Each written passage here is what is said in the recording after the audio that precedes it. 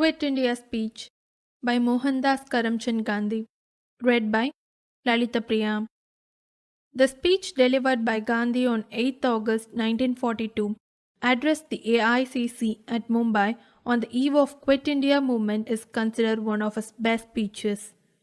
He called for determined but passive resistance that signified the certitude that Gandhi foresaw for the movement is best described by his call to do or die.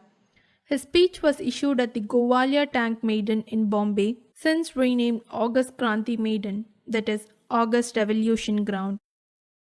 Before you discuss the resolution, let me place before you one or two things. I want you to understand two things very clearly and to consider them from the same point of view from which I am placing them before you. I asked you to consider it from my point of view because if you approve of it, you will be enjoying to carry out all I say. It will be a great responsibility. There are people who ask me whether I am the same man I was in 1920 or whether there had been any change in me. You are right in asking that question. Let me, however, hasten to assure that I am the same Gandhi as I was in 1920. I have not changed in any fundamental respect.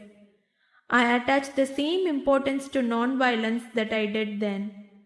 If at all, my emphasis on it has grown stronger. There is no real contradiction between the present resolution and my previous writings and utterances. Occasions like the present do not occur in everybody's and but rarely in anybody's life. I want you to know and feel that there is nothing but purest ahimsa in all that I am saying and doing today. The draft resolution of the working committee is based on ahimsa. The contemplated struggle similarly has its roots in ahimsa. If therefore there is any among you who has lost faith in ahimsa or is wearied of it, let him not vote for this resolution. Let me explain my position clearly. God has vouchsafed to me a priceless gift in the weapon of ahimsa. I and my ahimsa are on a trial today. If in the present crisis, when the earth is being scorched by the flames of ahimsa and crying for deliverance, I fail to make use of the God-given talent, God will not forgive me and I shall be judged unworthy of the great gift. I must act now.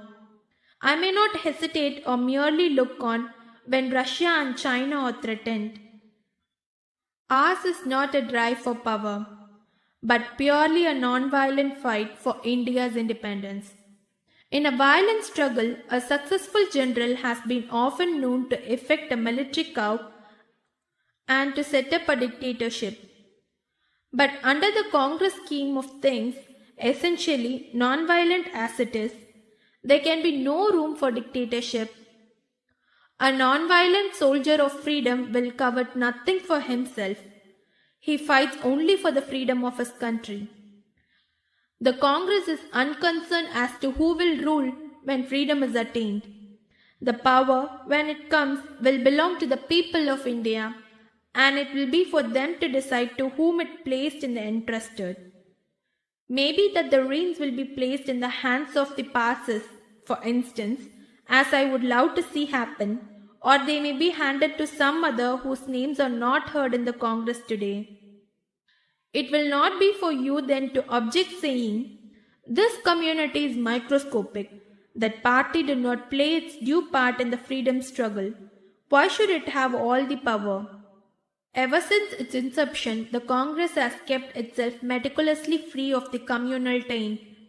It has thought always in terms of the whole nation and has acted accordingly.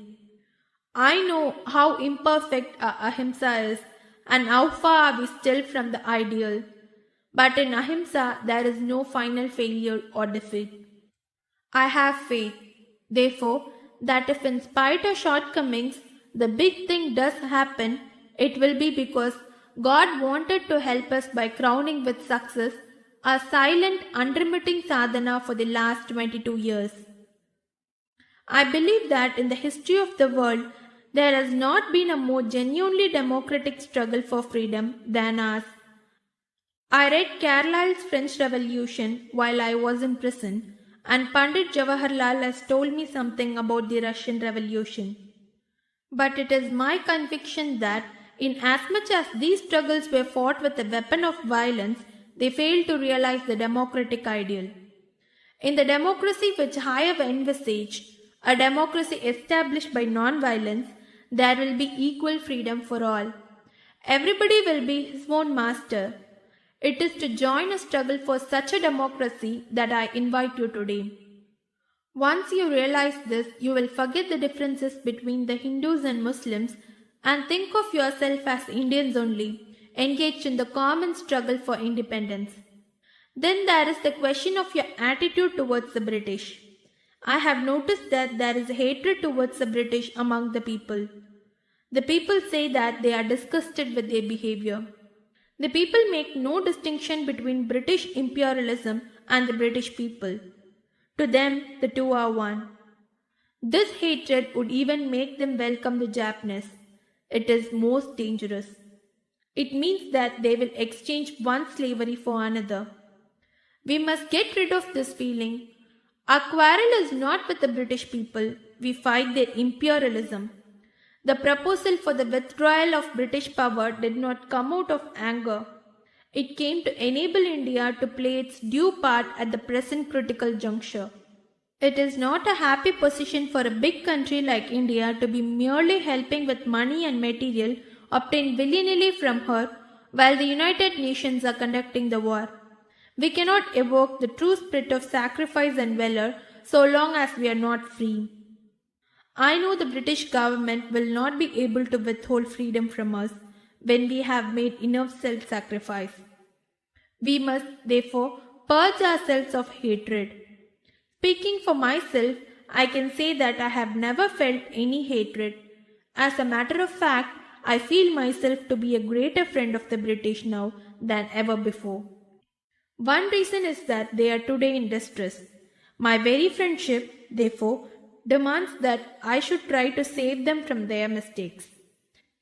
As I view the situation, they are on the brink of an abyss.